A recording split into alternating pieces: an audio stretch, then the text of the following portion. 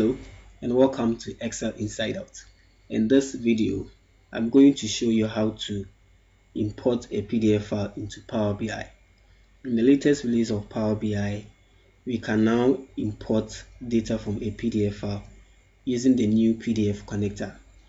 But this functionality is currently in a preview mode, so you have to activate it before you can use it. So in this video, I will show you how to activate this feature and then use it to import a PDF into Power BI.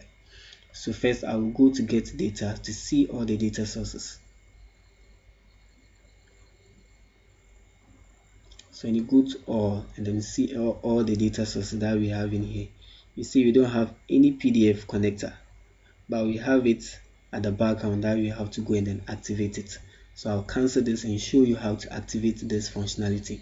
So I'll go to file and then options and settings and then go to options. So under the global, you go to preview features and then you see get data from PDF files.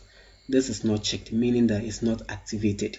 So I'll check this to activate it and click OK.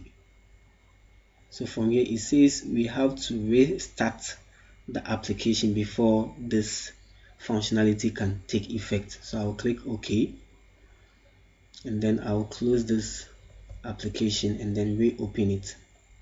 So I'll not save anything here. So now the application is closed, so I'm going to open it again. So now we have the Power BI opened. So if I go to get data and then go to more, you see that now we have a PDF connector here. So we can use this to import a PDF into Power BI.